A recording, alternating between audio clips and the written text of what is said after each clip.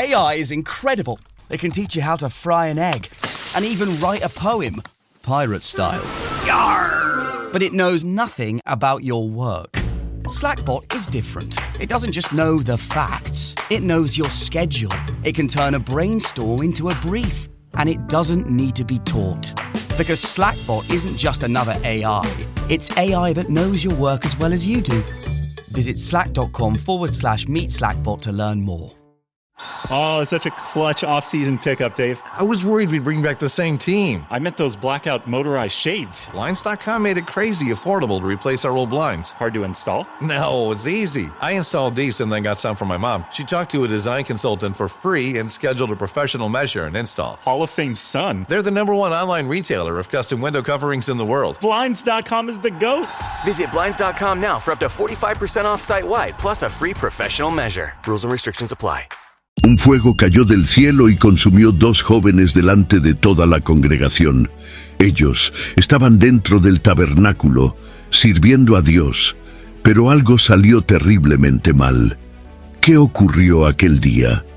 ¿Y por qué esta historia es la clave para entender uno de los libros más enigmáticos de la Biblia? Hoy vamos a sumergirnos en el libro de Levítico y descubrir que este llamado a la santidad aún nos alcanza con la misma fuerza.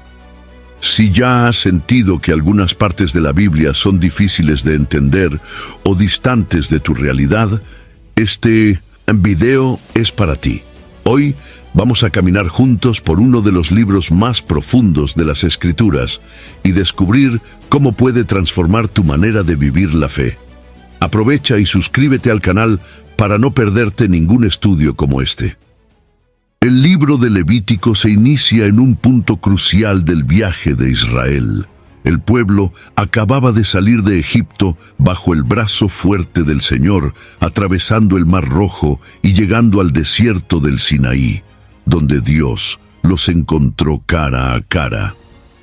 Clímax de esta experiencia fue el momento en que el propio Dios descendió sobre el monte Sinaí, envuelto en fuego, truenos y humo, y proclamó los 10 mandamientos. La narrativa registrada en Éxodo capítulo 19 hasta el capítulo 24 presenta este encuentro como un pacto inquebrantable entre el Dios Santo y un pueblo aún marcado por la esclavitud. Levítico surge como una continuación directa de este pacto, como si el eco de aquella voz que estremeció el monte ahora se manifestara en el interior del tabernáculo.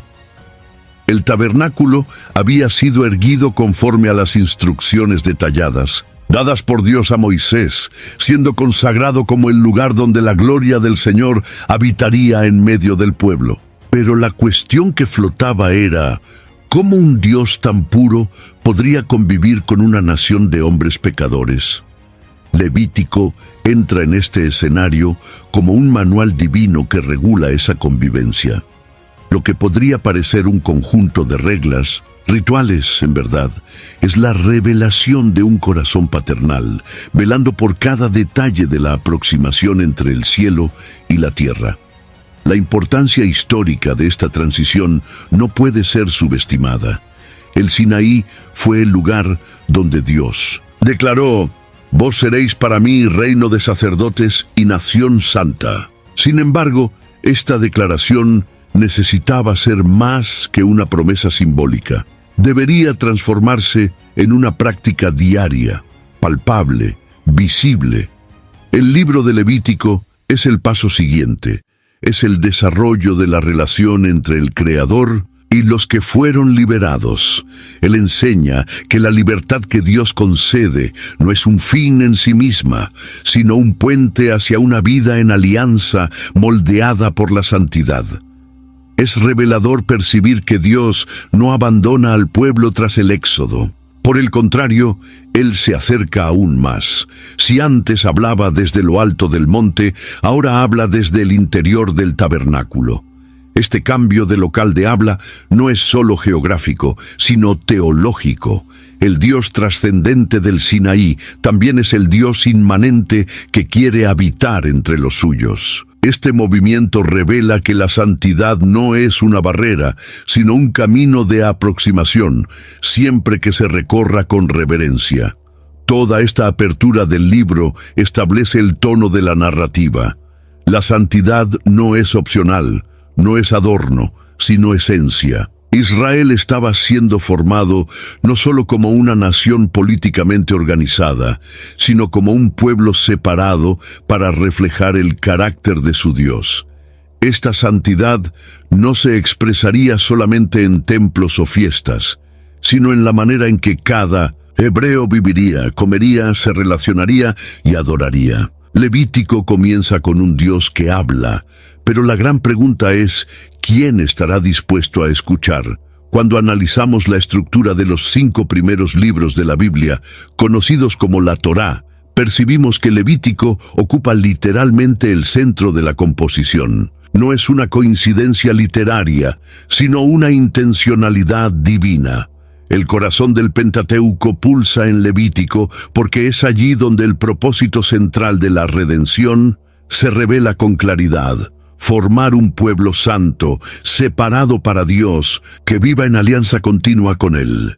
Génesis revela el origen, Éxodo, la liberación, Números, el viaje, y Deuteronomio, la renovación del pacto.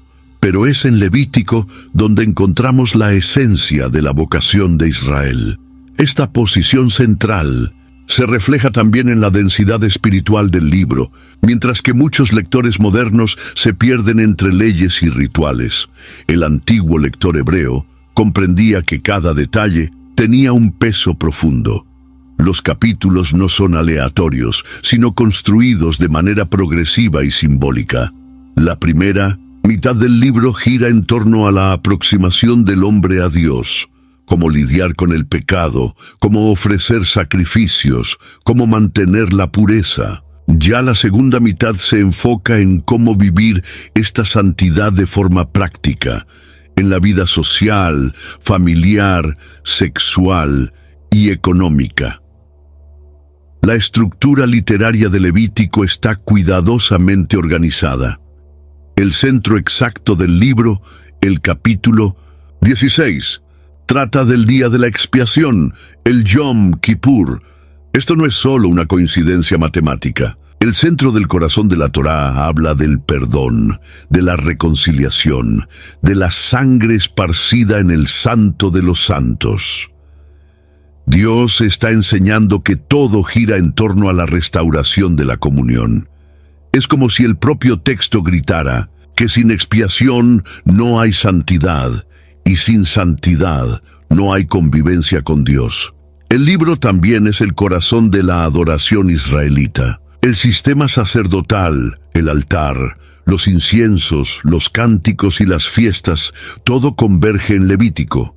En él, la adoración no es un evento aislado, sino una vida consagrada. La liturgia no se resume al culto, sino que se extiende al campo, a la casa, a la justicia con el prójimo. Levítico no fragmenta lo sagrado y lo secular. Para Dios, todo es sagrado cuando se vive bajo la alianza. Ante esto, podemos entender por qué el libro de Levítico fue tradicionalmente el primero en ser enseñado a los niños hebreos. No es un apéndice obsoleto de la ley, sino la clave para comprender lo que significa ser un pueblo distinto. Al colocarlo en el centro, la Torá nos recuerda que la santidad no es periférica, es el corazón de la fe. Luego, en el primer versículo de Levítico, encontramos un detalle poderoso y muchas veces ignorado. El texto afirma que el Señor llamó a Moisés y habló con él de la tienda de la congregación. La palabra llamó en hebreo es vayikra, y este verbo lleva más que una simple invitación. Es la misma raíz usada cuando Dios llama profetas o cuando convoca a su pueblo al arrepentimiento. Se trata de un llamado personal, directo, santo. No es Moisés quien se presenta, Es Dios quien toma la iniciativa de hablar. La santidad comienza con una convocatoria. Ese llamado marca una diferencia importante en relación a otros momentos anteriores. En varias ocasiones en el libro de Éxodo, Dios hablaba con Moisés del monte o de la nube. Ahora, Él habla desde dentro del tabernáculo, el espacio construido para ser su morada entre los hombres. La gloria de Dios había llenado la tienda, como se relata en Éxodo capítulo 40, del versículo 34 al 38. Pero esta gloria no era silenciosa. Ella tenía voz. La primera palabra que sale de ese lugar no es un juicio ni una exigencia, sino un llamado. Eso cambia todo. La santidad comienza con relación. Al llamar a Moisés, Dios está, en verdad, llamando a todo el pueblo. Moisés es el mediador, el portavoz. Pero el contenido del mensaje está destinado a cada hebreo. El Señor está estableciendo las bases de cómo su pueblo vivirá a partir de ahora. Y este vivir no será más instintivo ni basado en costumbres heredadas de Egipto. Será una vida instruida por un Dios presente. Cada detalle de la vida pasará a ser santificado por la palabra. Este llamado a la santidad no es una carga, sino un honor. Dios no llama al pueblo para la esclavitud de nuevas reglas, sino para la libertad de vivir bajo su dirección. La santidad, en este contexto, es una distinción, es ser separado para reflejar la gloria de quien llamó. Cuando un padre llama a su hijo por su nombre, está diciendo, tú me perteneces. Ese es el espíritu de la palabra Vayikra. Dios está diciendo a Israel, ustedes son míos. Al escuchar este llamado, somos recordados de que la santidad no comienza con nuestro esfuerzo, sino con la voz que nos invita. Antes de cualquier regla, existe una relación. Antes de cualquier exigencia, existe un encuentro. Y tal vez esa sea la lección más olvidada de Levítico, que toda ley que allí aparece nace de una voz que llama con amor. A partir del primer capítulo de Levítico, entramos en un sistema detallado de ofrendas y sacrificios.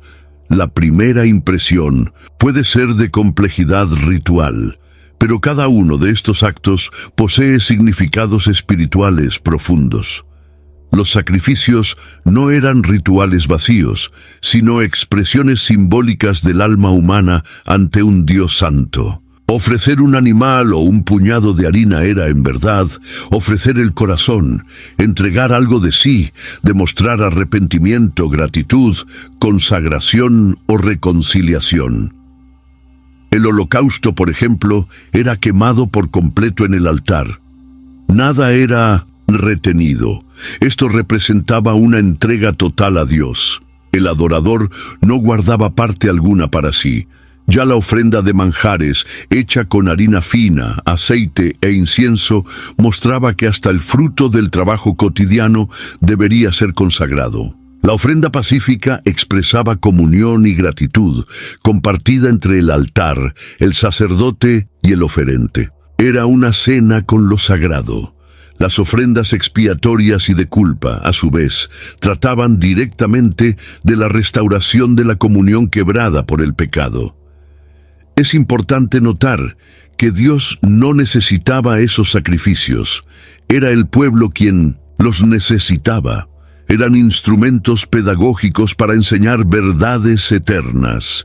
Cada vez que la sangre corría sobre el altar, Israel era recordado de la seriedad del pecado y del costo de la reconciliación. El altar se convertía en el punto de encuentro entre la justicia y la misericordia. Y aunque la sangre animal no tenía poder por sí sola, apuntaba a una realidad mayor, la necesidad de un sustituto, un cordero perfecto. Esta teología del sacrificio no era solo una sombra ritualística, sino una preparación profética para el Mesías. En Hebreos capítulo 10, vemos que el sacrificio de Cristo cumplió plenamente lo que Levítico apenas pronunciaba. Al morir, Jesús se ofreció como holocausto total, como ofrenda de paz, como expiación definitiva. Cada ofrenda descrita en Levítico encuentra su cumplimiento en la cruz, donde el velo del templo se rasgó y el acceso directo al Santo de los Santos fue abierto.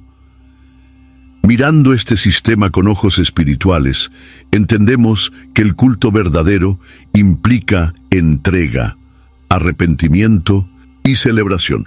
Las ofrendas no eran meros deberes religiosos, sino momentos de reencuentro con Dios. Y para nosotros hoy, incluso sin altares físicos o sangre de animales, el principio permanece. Adoración auténtica exige entrega sincera y corazón quebrantado. En el centro de la liturgia levítica, la sangre tiene un papel fundamental e insustituible. No se trata solo de un elemento físico, sino de un símbolo cargado de significado espiritual. En Levítico capítulo 17, versículo 11, está escrito que la vida de la carne está en la sangre, y que es ella la que hace expiación por el alma. Dios estableció la sangre como el medio por el cual el pecado sería tratado. No porque Él se deleitara en la muerte, sino porque Well, the holidays have come and gone once again, but if you've forgotten to get that special someone in your life a gift, well, Mint Mobile is extending their holiday offer of half off unlimited wireless. So here's the idea. You get it now, you call it an early present for next year. What do you have to lose? Give it a try at mintmobile.com/switch. Limited time 50% off regular price for new customers. Upfront payment required. $45 for 3 months, $90 for 6 months, or $180 for 12-month plan. Taxes and fees extra. Speeds may slow after 50 gigabytes per month when network is busy. See terms. pecado genera muerte, y la muerte debía ser confrontada con vida derramada. El altar, por lo tanto, no era un lugar de violencia gratuita, sino de profunda significación. Era allí donde el inocente moría en lugar del culpable. La sangre derramada representaba la transferencia de la culpa, el pago de una deuda moral y espiritual. Era la pedagogía divina enseñando que la santidad de Dios exige justicia y que la justicia no puede ser ignorada. Pero al mismo tiempo, Dios ofrecía un camino de misericordia a través de la sustitución. El altar entonces era tanto un lugar de juicio como de esperanza. Esta conexión entre sangre y perdón es uno de los pilares más importantes de la teología bíblica. Ella reaparece a lo largo de toda la Escritura, desde la sangre del Cordero Pascual en Egipto, pasando por los sacrificios diarios en el tabernáculo, hasta la sangre del Cordero de Dios que quita el pecado del mundo. En Hebreos capítulo 9, aprendemos que sin derramamiento de sangre no hay remisión. El altar de Levítico apunta directamente hacia el Gólgota. Sin embargo, es preciso entender que el valor de la sangre no está en la sustancia en sí, sino en lo que ella representa. Ella es la vida entregada, es el símbolo de la sustitución, es el acto de alguien pagando el precio que el pecador debería pagar. Por eso, la Biblia trata la sangre con reverencia, prohíbe su consumo y la asocia al propio pacto con Dios. Ella es sagrada porque representa la vida y la alianza. Esta reverencia por la sangre también nos enseña que el perdón nunca es barato. Cada vez que un israelita veía la sangre correr, era recordado de que su comunión con Dios costaba algo. El culto, entonces, se convertía en un ejercicio de conciencia, una renovación del temor del Señor y de la gratitud por su gracia. Hoy, cuando nos acordamos de la sangre de Cristo, no lo hacemos con culpa, sino con profunda reverencia y reconocimiento. El altar permanece, no más hecho de bronce, sino grabado en el corazón. La consagración de los sacerdotes en Levítico, capítulos 8 y 9, revela la seriedad del ministerio ante Dios. Aarón y sus hijos fueron separados del pueblo, lavados, vestidos con vestiduras santas, ungidos con aceite y sangre e instruidos detalladamente sobre su papel. El sacerdote era el mediador entre el pueblo y Dios, aquel que llevaba las ofrendas e intercedía por las transgresiones. Su función no era solo ceremonial, sino espiritual. Él representaba al pueblo delante del trono divino. La elección de Aarón, sin embargo, no se basó en la perfección personal. Él era un hombre común, marcado por fallas, incluso habiendo participado en el episodio del becerro de oro en Éxodo capítulo 32. Aún así, Dios lo llamó. Eso ya demuestra algo crucial. El ministerio sacerdotal no era un escenario para la vanidad o el mérito humano, sino un espacio donde la gracia elegía y capacitaba. Dios no ocultaba la fragilidad de los sacerdotes, sino que los cubría con santidad a través de la sangre y del óleo de la unción. La consagración fue un proceso público y dramático. Durante 7 días, Aarón y sus hijos permanecieron delante del tabernáculo, obedeciendo rigurosamente a los mandamientos de Dios. Al 8º día, cuando se ofreció el sacrificio, el fuego del Señor descendió y consumió la ofrenda sobre el altar.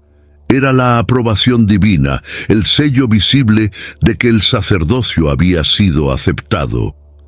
El pueblo cayó con el rostro en tierra. Había temor, reverencia, admiración.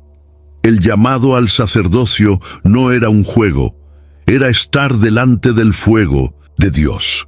Ese llamado al sacerdocio no se limitaba a una función ceremonial, era un estilo de vida, una constante conciencia de la presencia de Dios.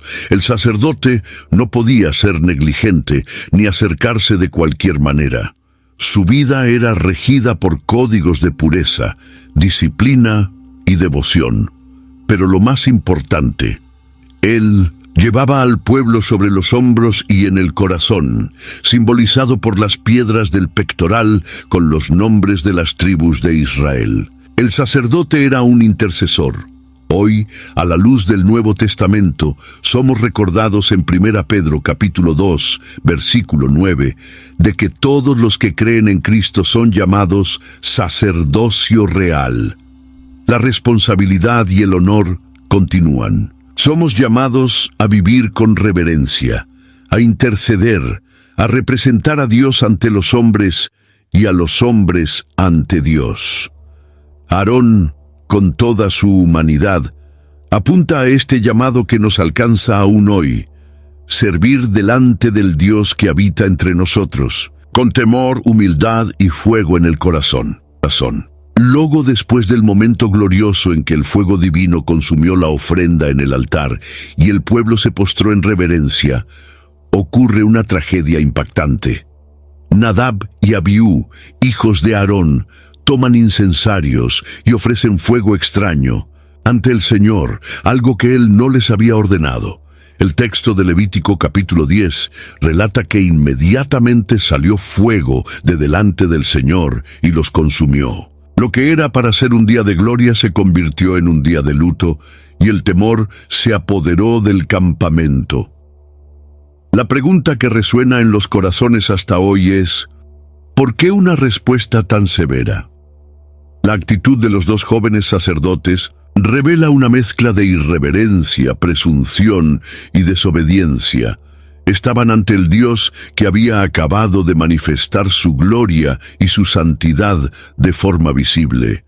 Actuar con ligereza en ese ambiente no era solo un error técnico, era un desprecio espiritual, una afrenta al carácter sagrado de la presencia divina. Dios no puede ser manipulado ni domesticado. Moisés intenta consolar a Aarón con palabras que suenan duras, pero cargadas de verdad. Esto es lo que el Señor habló diciendo: seré santificado en aquellos que se acercan a mí y seré glorificado delante de todo el pueblo. Era un recordatorio de que los líderes espirituales no podían banalizar la santidad del oficio. El peso del llamado sacerdotal exigía celo absoluto.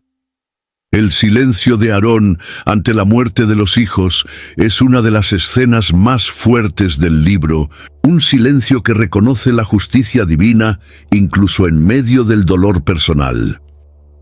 Este episodio también marca un divisor de aguas en la comprensión del culto. Dios no acepta cualquier tipo de adoración. No basta tener intenciones buenas o entusiasmo. El culto necesita ser conforme a su voluntad y no conforme a nuestra preferencia. El fuego extraño simboliza todo aquello que se hace en el nombre de Dios, pero que no proviene de Dios.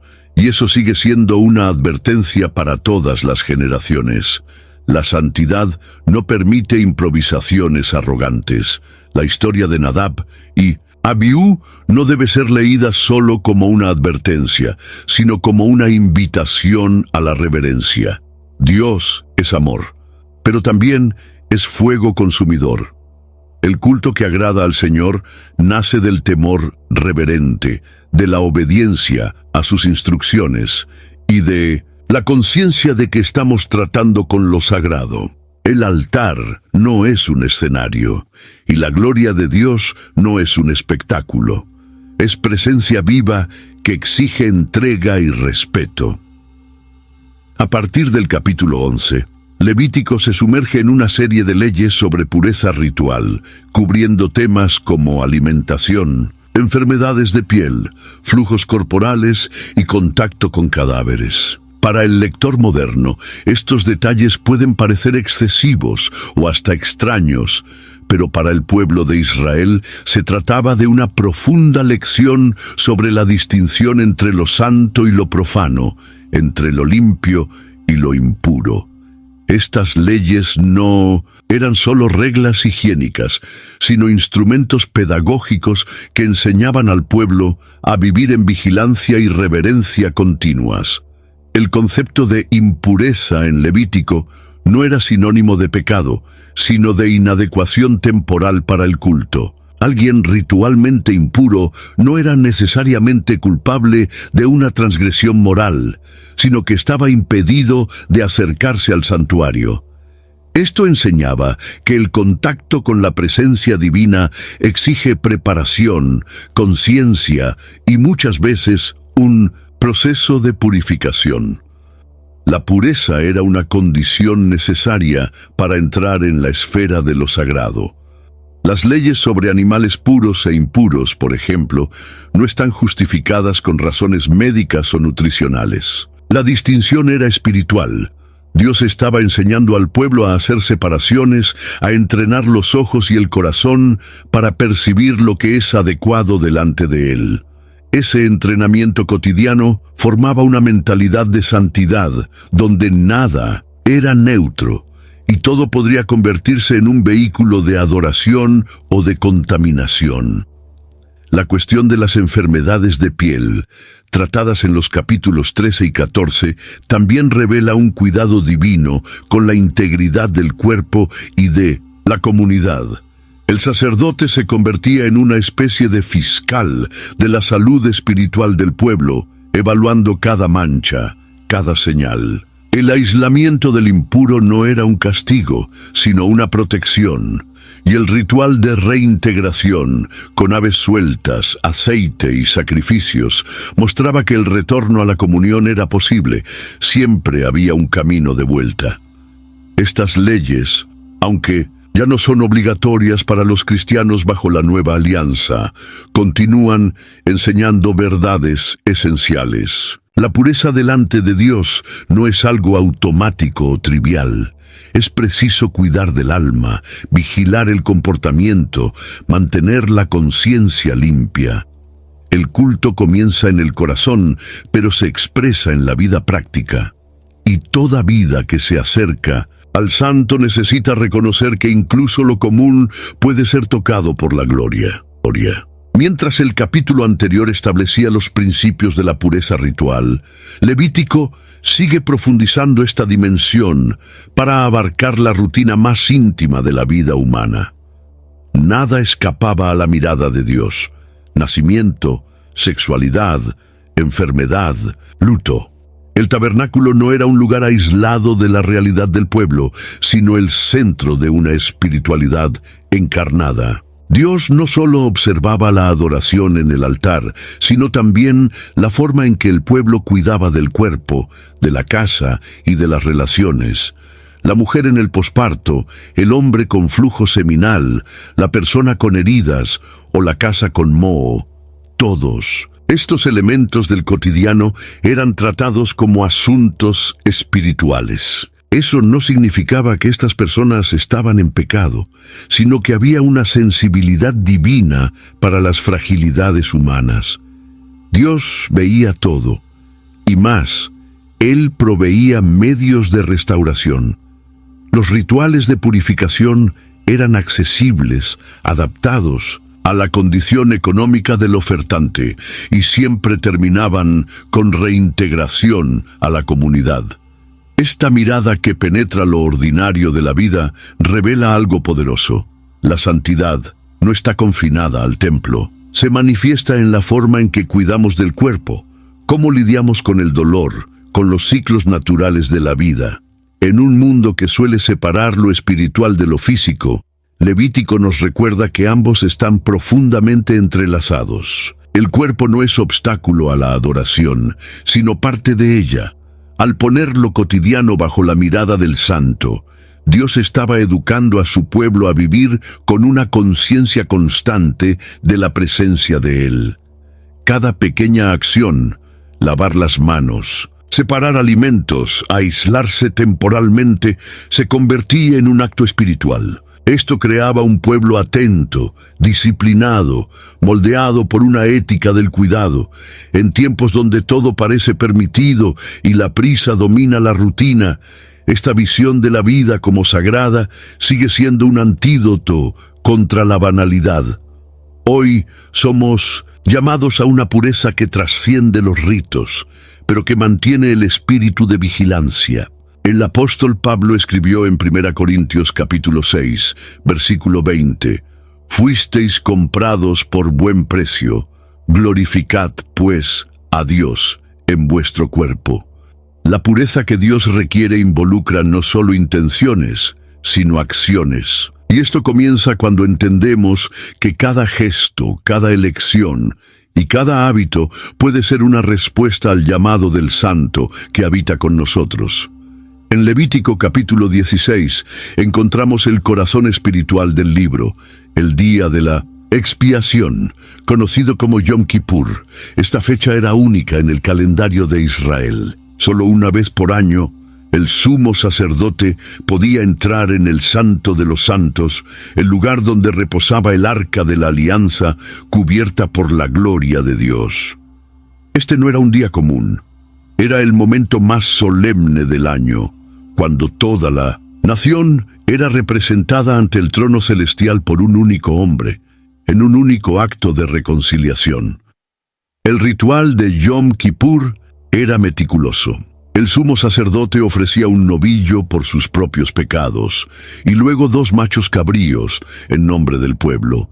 Uno de ellos era sacrificado y su sangre asperjada sobre el propiciatorio, representando el pago por el pecado. El otro era simbólicamente cargado con las iniquidades de Israel y llevado al desierto, donde era soltado, removiendo la culpa del campamento. Esta escena dramática comunicaba 2 verdades esenciales. El pecado debe ser perdonado, pero también debe ser alejado. Durante este día, el pueblo ayunaba, oraba y se humillaba ante el Señor. No había trabajo, ni celebraciones, solo arrepentimiento y silencio. Yom Kippur no era una fiesta en el sentido convencional, sino una pausa sagrada para recordar que, incluso con toda la estructura de sacrificios diarios, había pecados ocultos, culpas no tratadas, fallas profundas. Era el gran ajuste de cuentas del alma con Dios. Este día apunta directamente a la obra de Cristo. En Hebreos, capítulo 9, se explica que Jesús, como sumo sacerdote eterno, entró una vez por todas en el Santo de los Santos celestial, no con sangre de animales, sino con su propia sangre. Él no necesita repetir este acto anualmente, pues su oferta fue perfecta y definitiva. Lo que Levítico presentaba en sombras y símbolos, el Calvario reveló en plena luz. Yom Kippur enseñaba al pueblo que no se vive bien sin perdón, que todos, sin excepción, necesitan reconciliación con el Santo, y nos recuerda aún hoy que el arrepentimiento no es un sentimiento pasajero, sino una práctica vital. El perdón de Dios no es automático, sino que pasa por la confesión, por la intercesión y ahora por la fe en aquel que entró en el santuario celestial a nuestro favor. En los capítulos 18 al 20 de Levítico, Dios presenta una serie de leyes morales y éticas que abordan aspectos delicados de la existencia humana: la sexualidad, la integridad familiar y el derramamiento de sangre. Son normas que, a primera vista, pueden parecer rígidas o anticuadas según los estándares contemporáneos, pero que, analizadas desde la perspectiva de la alianza, revelan a un Dios celoso por la dignidad y la santidad de la vida. La sexualidad, en la tradición bíblica, nunca fue tratada como un tabú, sino como un don sagrado. Sin embargo, como todo don, necesita límites para no volverse destructivo.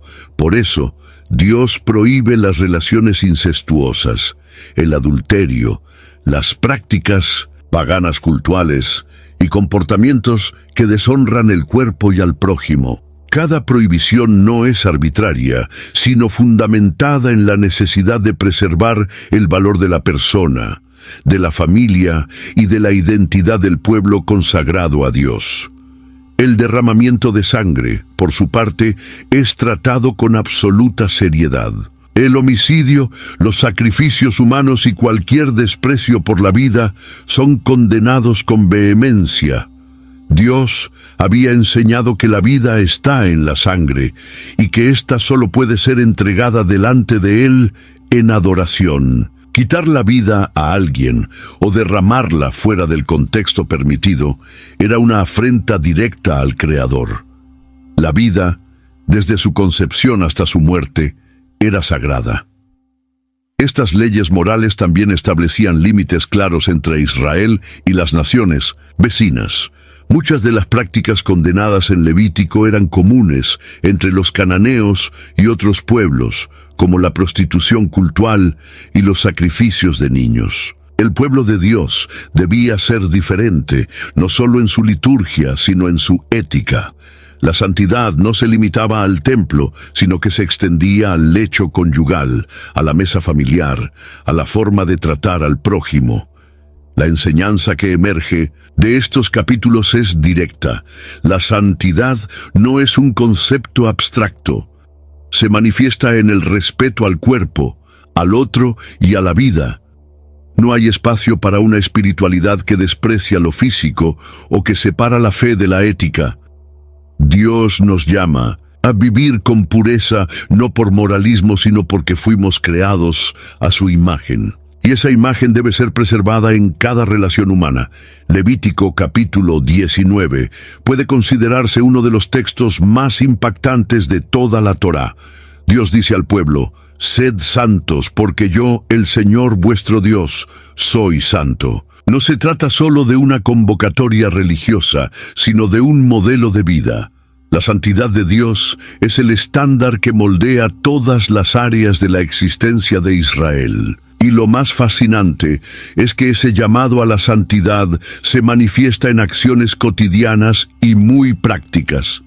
El capítulo aborda temas como el respeto a los padres, la honestidad en los negocios, la compasión por los pobres, la pureza en las relaciones sexuales, la justicia en los tribunales e incluso el cuidado de las personas con discapacidad. No hay separación entre lo sagrado y lo cotidiano. Dios está presente tanto en el altar como en el campo de trigo, tanto en el templo como en el mercado. La espiritualidad de Levítico 19 es encarnada. Se vive con los pies en la tierra y las manos extendidas al prójimo. Este texto revela que la santidad no es aislamiento, sino un involucramiento justo con la realidad. Dios ordena al pueblo que no cosechen hasta el borde de los campos, sino que dejen espigas para el necesitado. También prohíbe el odio en el corazón, el falso testimonio y el perjuicio al extranjero. La santidad, en este capítulo, tiene rostro humano. Es amar al prójimo como a uno mismo, expresión que aparece aquí mucho antes de que Jesús la resuma como el segundo gran mandamiento. Es interesante notar que el mismo Dios que exige ofrendas perfectas en el altar, también exige balanzas justas. En el comercio, no acepta adoración con los labios si las manos están manchadas de injusticia. Para Dios, la santidad es integridad, es ser entero delante de Él y delante de los demás. Ese es el mayor desafío de la fe, vivir de manera coherente, sin dividir la vida en compartimentos. El clímax del llamado divino no es solo que el pueblo lo adore, sino que lo refleje. Ser santo es, en última instancia, parecerse a Dios. Y si Él es compasivo, justo, fiel, paciente, entonces sus hijos deben vivir como espejos de esa gloria. La verdadera espiritualidad se mide fuera del templo, en la forma en que tratamos a quienes no pueden devolvernos nada. La santidad de Levítico es exigente porque es profunda, y aún hoy sigue resonando en el corazón de quienes han sido alcanzados por este llamado. Cuando se habla de santidad, muchos piensan solo en separación espiritual, en pureza personal o en obediencia a rituales. Pero Levítico capítulo 19, especialmente en los versículos 9 al 15, expande este concepto al ámbito de la justicia social. Dios orienta al pueblo a no cosechar hasta el final de la plantación y a no rebuscar. I had that dream again. My small business needs to hire, but I don't use LinkedIn, and I hire wrong. So then I'm doing IT, and when I go to plug the servers in, they become sentient, and they won't let us access our network unless we forward their chain emails and memes to more and more and more people, and then I wake up. Don't let hiring nightmares ruin your dreams. LinkedIn Jobs' new AI assistant finds and invites best-fit candidates to apply, so you can discover talent you may have missed. Post your job for free at linkedin.com/quality. Start hiring today with LinkedIn. Buscar las uvas de las viñas, dejando esos restos para el pobre y para el extranjero. Esta no era solo una medida económica, sino una expresión concreta de la santidad. Dios estaba enseñando que la santidad no se limita a la relación vertical con el Creador, sino que incluye la relación horizontal con el prójimo. Cuidar del necesitado, actuar con equidad en los negocios, no oprimir al trabajador, respetar al anciano y juzgar con imparcialidad son todas acciones mencionadas en Levítico como prácticas santas. Esto nos muestra que la vida de fe se manifiesta en los detalles más cotidianos de la convivencia humana. El extranjero, específicamente, aparece repetidamente como alguien digno de respeto y protección. En Levítico capítulo 19, versículo 33, Dios dice: «Como un natural entre vosotros será el extranjero que peregrina con vosotros, lo amarás como a ti mismo». Este mandamiento es radical, sobre todo considerando el contexto histórico de las naciones vecinas, donde el extranjero era frecuentemente despreciado. En Israel debía ser amado y amparado, porque el pueblo sabía lo que era vivir como forastero en Egipto. Este principio de justicia social era parte de la identidad de la nación santa. Dios no solo liberó a Israel de la esclavitud, sino que quería que su pueblo nunca reprodujera la opresión que un día sufrieron. Por eso, la memoria del Éxodo se convertía en fundamento ético.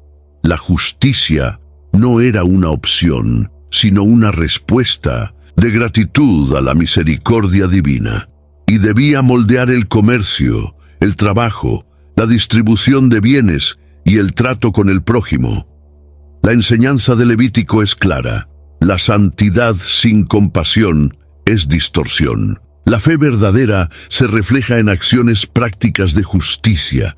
El campo, símbolo del sustento, no debía ser usado solo en beneficio propio. Dios nos invita a vivir con generosidad y empatía, recordando que todo lo que tenemos es un don de Él. El culto que le agrada es aquel que continúa fuera del altar, en la forma en que repartimos el pan con quien tiene hambre y ofrecemos descanso a quien carga fardos pesados. Levítico, capítulo 23, presenta el calendario de las fiestas sagradas de Israel, marcando el tiempo con significados espirituales profundos. Cada celebración no era solo una pausa en la rutina, sino un recordatorio vivo de la fidelidad de Dios. El tiempo, en el plano divino, no era una secuencia vacía de días, sino un espacio para ser llenado con memoria, adoración y esperanza. Las fiestas enseñaban al pueblo a detenerse, recordar y celebrar. El sábado era el ritmo semanal del descanso y la consagración. Marcaba el inicio de una visión del tiempo que se negaba a ser consumida por la productividad incesante. Después venía la Pascua, recordando la liberación de Egipto, los panes ácidos, enfatizando la pureza y la prisa de la salida, las primicias, celebrando la provisión de Dios en la cosecha, y Pentecostés, 50 días después, simbolizando la plenitud de la cosecha y de la alianza. En otoño, el calendario avanzaba con la fiesta de las trompetas, un tiempo de alerta e introspección. El día de la expiación, el apogeo de la purificación nacional, y la fiesta de los tabernáculos, donde el pueblo habitaba en tiendas para recordar la peregrinación en el desierto. Cada celebración unía pasado, presente y futuro y ayudaba al pueblo a ver el tiempo no como un ciclo vacío, sino como una narrativa divina. Estas fiestas no eran solo históricas, sino proféticas. La Pascua apuntaba a Cristo como el Cordero de Dios. Pentecostés se cumplió con la venida del Espíritu Santo en Hechos capítulo 2. Y muchas interpretaciones escatológicas apuntan a un cumplimiento futuro de las fiestas de otoño. Dios construyó un calendario donde el cielo toca la tierra en fechas específicas, revelando que Él no solo creó el tiempo, sino que lo llena de sentido. Al organizar el año en torno a la presencia de Dios, Israel aprendía a vivir con ritmo sagrado. Hoy, en una cultura acelerada, donde el tiempo es consumido y no consagrado, Levítico nos invita a redescubrir la importancia de detenernos, recordar y agradecer. Un pueblo santo es aquel que sabe contar sus días con sabiduría, reconociendo que cada estación es una oportunidad de encontrarse nuevamente con el Dios que habita el tiempo. Levítico capítulo 26 presenta un discurso directo y poderoso de Dios sobre las consecuencias de la obediencia y la desobediencia. Es como un espejo colocado ante el pueblo. Si ustedes guardan la alianza, habrá lluvia, paz, fertilidad y victoria. Pero si desprecian los mandamientos, vendrán sequía, enfermedad, derrota y exilio. No es solo una lista de recompensas y castigos, sino una revelación de que la historia de Israel sería moldeada por su fidelidad al Dios de la alianza. Las bendiciones son descritas con belleza y esperanza. La tierra produciría abundantemente, los enemigos serían vencidos con facilidad y la presencia de Dios estaría entre el pueblo. Hay una promesa impactante en el versículo 12. Y andaré entre vosotros, y seré vuestro Dios, y vosotros seréis mi pueblo. Esa es la esencia de la alianza, no solo tener cosas, sino tener la presencia del Señor. La obediencia trae comunión, y la comunión trae vida. pero las advertencias son igualmente contundentes. En caso de que el pueblo rechazara los mandamientos, Dios permitiría que la tierra se tornara estéril, que plagas los alcanzaran y que los enemigos los dominaran. El tono del texto no es de crueldad, sino de seriedad. Dios está tratando con un pueblo libre, responsable por sus elecciones. La obediencia no es una prisión, sino un camino de vida. La rebeldía no es libertad, sino autodestrucción.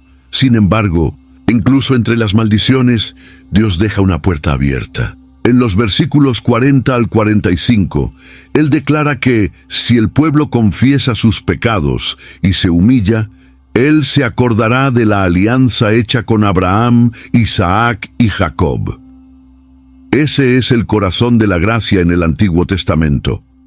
La disciplina puede venir, pero la alianza permanece. El castigo tiene límite, pero el amor de Dios es eterno. Estas palabras resuenan hasta hoy.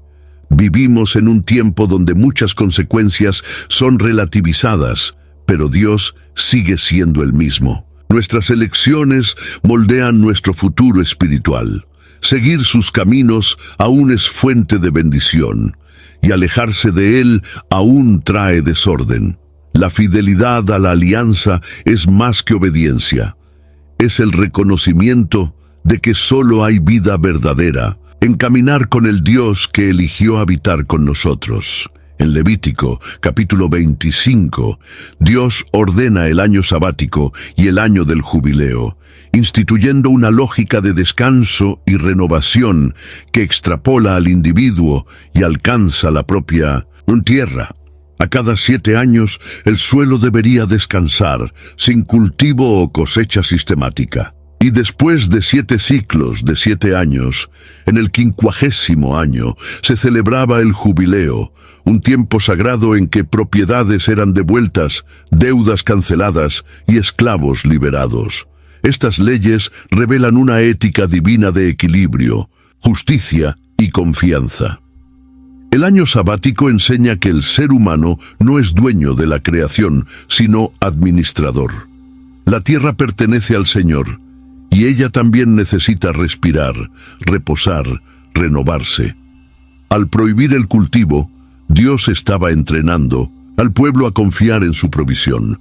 No se trataba de improductividad, sino de fe. Era un gesto radical de dependencia, un protesto contra la lógica de la acumulación y la explotación continua. El jubileo llevaba este principio aún más lejos. Familias que habían perdido sus tierras por necesidad podrían recomenzar. Ninguna propiedad podía ser vendida de forma definitiva. La herencia dada por Dios debería ser preservada y redistribuida. El sistema evitaba la concentración excesiva de riqueza y restauraba la dignidad de los pobres. Era una revolución silenciosa, basada en la justicia y la compasión. Estas leyes nos confrontan con la forma en que tratamos el tiempo, la tierra y los recursos. En un mundo que valora el lucro incesante y desprecia el descanso, Levítico nos recuerda que la creación tiene ritmo, que la vida necesita pausas y que la justicia incluye dar alivio a quien está sobrecargado. Cuando el hombre no para, la tierra enferma. Cuando el poder no es limitado, el prójimo es aplastado. Hoy, aunque el jubileo literal no se practica, sus principios continúan desafiándonos. Somos llamados a promover restauración, perdón de deudas, liberación de los oprimidos y respeto a la creación. La economía del reino de Dios no gira en torno al beneficio individual, sino al bien común, y el descanso, lejos de ser lujo, es un acto de santidad. Uno de los temas más profundos del libro de Levítico es la verdad de que todo pertenece a Dios, incluyendo a las personas, la tierra y el tiempo. En el capítulo 25, versículo 23, el Señor declara: «La tierra no se venderá en perpetuidad, porque la tierra es mía, pues vosotros sois extranjeros y peregrinos conmigo. Esta afirmación redefine completamente la forma en que Israel debería ver la posesión y la identidad. El pueblo había recibido tierras como herencia, pero no como propiedad absoluta. Cada pedazo de suelo era un don y no un derecho conquistado. Por eso, la venta de propiedades era temporal, siempre con la posibilidad de rescate. El pariente más cercano, llamado Goel, tenía el deber de redimir la tierra o a la persona de la servidumbre, restaurando lo que había sido perdido. Era una sociedad moldeada por la responsabilidad colectiva y por el principio de que nadie debería permanecer preso eternamente a la miseria. Este sistema de redención nos apunta a una verdad aún más sublime. Somos propiedad del Señor, rescatados por Él. El apóstol Pablo escribió a los corintios que fuimos comprados por buen precio y que nuestra vida pertenece a Dios. Cristo es nuestro Redentor, nuestro Goel espiritual, que pagó con su sangre el precio de nuestra liberación.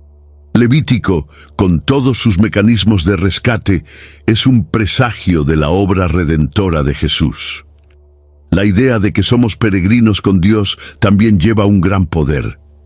Esto nos impide apegarnos demasiado a lo que es transitorio. No somos dueños del tiempo, ni de los recursos, ni de la historia.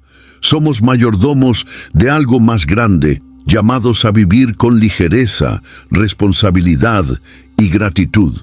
La verdadera libertad no está en poseer, sino en pertenecer, y pertenecer al Dios que camina con nosotros. Este sentido de pertenencia trae seguridad en medio de las pérdidas y esperanza en medio de las crisis. Si todo es de Él, entonces todo puede ser restaurado por Él. Si pertenecemos a Él, entonces nuestra identidad no depende de conquistas o posesiones. Levítico enseña que el mayor tesoro no es la tierra, sino la presencia del Señor en medio del pueblo, y quien camina con Él jamás está sin herencia. Al final de la lectura de Levítico, es común que algunos se sientan distantes de los rituales, sacrificios y prescripciones minuciosas. Sin embargo, si escuchamos con atención, percibiremos que el llamado a la santidad sigue resonando con fuerza. No se trata de un libro anclado en el pasado, sino de una voz que trasciende los siglos, llamando a cada generación a vivir en alianza, reverencia y pureza. Levítico no es un peso, es una brújula que apunta a un modo de vida centrado en Dios. El corazón del libro es relacional. Cada ley, cada ofrenda, cada fiesta tiene como finalidad restaurar y preservar la comunión entre el Creador y su pueblo. Santidad no es aislamiento religioso, sino presencia continua de Dios en medio de la vida real. Esto significa que el culto no termina con el amén, continúa en el trabajo, en las relaciones, en las decisiones y en los gestos diarios de justicia, misericordia y verdad. La relevancia de Levítico se intensifica cuando miramos al mundo actual. Vivimos días de superficialidad, de prisa, de olvido. Olvidamos lo sagrado en lo cotidiano, olvidamos la pausa, la reverencia, la compartición. Levítico nos recuerda que existe una forma diferente de vivir, más consciente, más íntegra, más conectada con lo eterno. Nos invita a rescatar el temor, el cuidado por el otro, el respeto por el cuerpo, la responsabilidad por los bienes y el tiempo. Cristo no anuló Levítico. Él lo cumplió y lo llenó. Al entregarse como el Cordero perfecto, nos liberó del sistema ceremonial, pero no del llamado a la santidad. Por el contrario, ahora capacitados por el Espíritu, somos llamados a vivir una santidad aún más profunda, no basada en reglas externas, sino en transformación interior. La ética del reino de Dios, proclamada por Jesús, tiene en Levítico sus raíces más antiguas. La historia de Levítico es, al final, una historia de amor. Un Dios que desea habitar entre los hombres, que enseña, perdona, restaura y llama. Un pueblo que aprende, comete errores, regresa y madura. Y este llamado no ha terminado. Aún hoy el santo sigue llamando: sed santos porque yo soy santo. Y quien oye esa voz no vuelve a vivir como antes. ¿Cuántas veces la vida nos llama al silencio, a la pausa y a la reflexión? Si este viaje por el libro de Levítico habló profundamente con usted, escriba en los comentarios qué más le tocó. Su experiencia puede bendecir a otros que, como usted, buscan caminar más cerca de Dios.